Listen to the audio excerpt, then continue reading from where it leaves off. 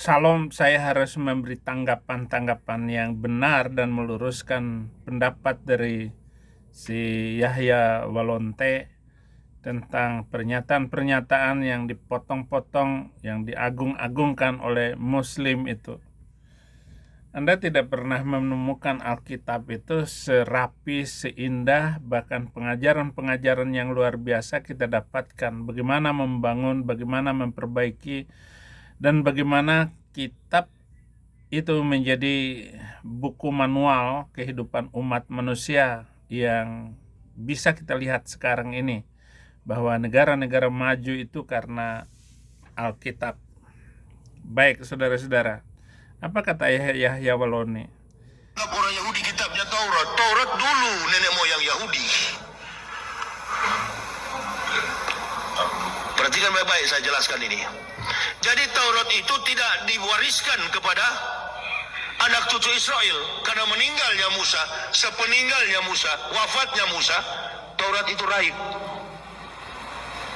Tidak ada satupun ahli geologi yang mampu membuktikan, ahli bibliologi yang bisa membuktikan ini catatan Taurat asli. Karena dia memang tertulis di atas loh batu, bukan di kertas begini.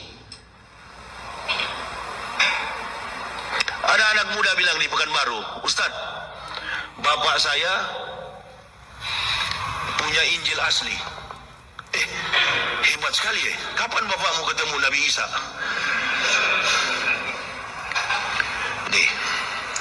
Ini Injil juga tidak terbukukan dalam bentuk buku. Tadi malam ada yang bertanya kepada saya tentang The Gospel of Barnabas. Injil Barnabas.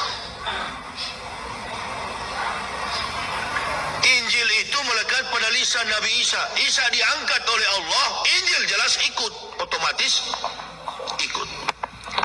Adakah kira-kira jejak fakta historik yang memungkinkan seorang ahli bisa membuktikan Taurat dan Injil asli? Ada kira-kira? Nggak ada. Kembalilah wahai manusia. Taurat dan Injil asli itu nanti ada ketika diutusnya Ahmad bin I'm starting to think that all cats have the same morning routine. Kamu mati aja lah. Jangan bangkit lagi dari kuburmu, karena kamu tidak pantas untuk mengajarkan apapun. Narasi konyol seperti itu. Nah, Alkitab kalau ditulis di loh batu setebal ini, yang bagian sebelahnya itu, ini Alkitab saya yang berbahasa Arab itu.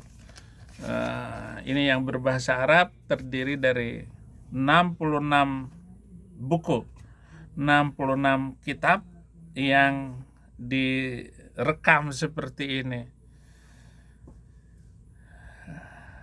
Antara Musa dengan Yesus Kristus itu ada 1500 tahun baru muncul Yesus Kristus dari zaman itu. Orang Yahudi tentu saja menulis dengan rapi dan mewariskan dari waktu ke waktu Alkitab ini, sehingga orang Yahudi pun tahu persis sejarah nenek moyangnya. Berbeda dengan sejarah Indonesia.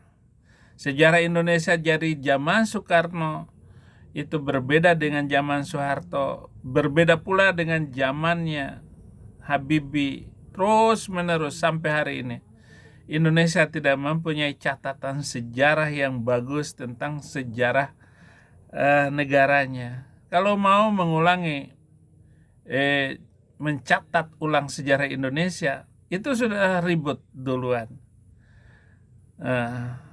Nggak ada sejarah yang bisa dipegang. Bahkan kasus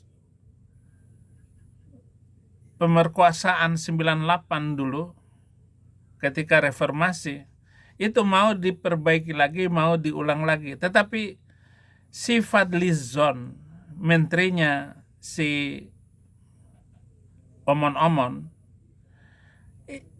dia menentang semuanya. Padahal sudah ada ahli. Dan B.J. Habibie juga berpidato kebiadaban yang dilakukan oleh bangsa Indonesia terhadap minoritas Chinese dan orang Kristen sungguh amat memalukan dari waktu ke waktu. Dan kita meninggalkan sejarah yang buruk semacam ini. Ada tulisannya semuanya. Ada catatan semuanya. Ada tim yang melakukan investigasi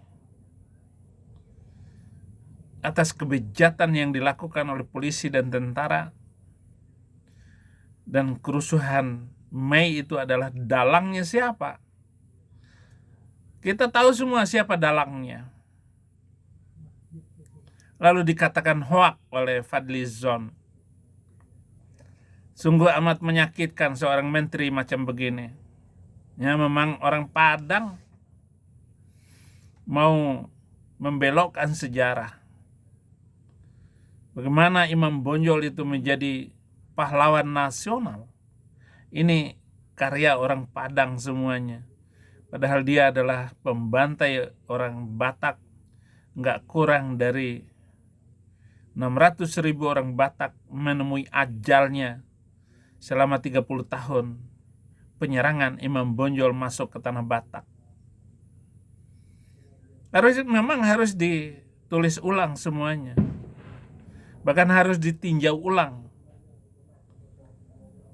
pahlawan-pahlawan nasional ataupun pahlawan-pahlawan yang diajukan oleh Baklawi.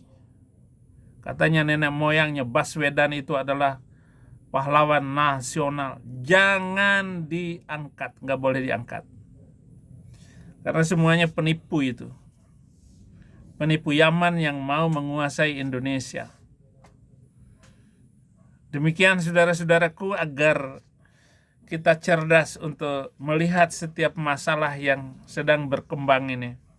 Dan orang Kristen harus tulus murni untuk belajar tentang sejarah dan untuk menjadi pegangan kita. Kita mau NKRI atau bagaimana ini? Karena Prabowo tidak mau berbicara tentang kerusuhan-kerusuhan yang terjadi di Indonesia. Dia lebih suka untuk mengajukan diri menjadi pendamai antara Thailand dan Vietnam yang lagi perang, ataupun antara Pakistan dan India, ataupun antara Palestina dengan Israel. Narasi-narasi konyol dari presiden ini seperti orang pikun. Dia angkat orang yang salah, menteri agamanya juga salah. Dia hanya imam masjid. Dia angkat dia di menteri agama. Lebih baik mengangkat Panji Gumilang. Dan saya jadi wakil menteri itu. Panji Gumilang lebih pantas untuk menjadi menteri agama daripada Nasaruddin Umar. Itu orang gak bisa apa-apa itu. Kalau hanya sekedar cempreng-cempreng berbicara. Lebih pantas dan lebih tepat Panji Gumilang untuk menjadi menteri agama. Agar orang NU dan orang Muhammadiyah ini bisa damai. Dan Indonesia itu lebih makmur ke depan. Ini saran saya agar kita semua bangsa Indonesia menikmati NKRI yang damai dan sejahtera. Terima kasih. Saling mendoakan. Tuhan Yesus memberkati.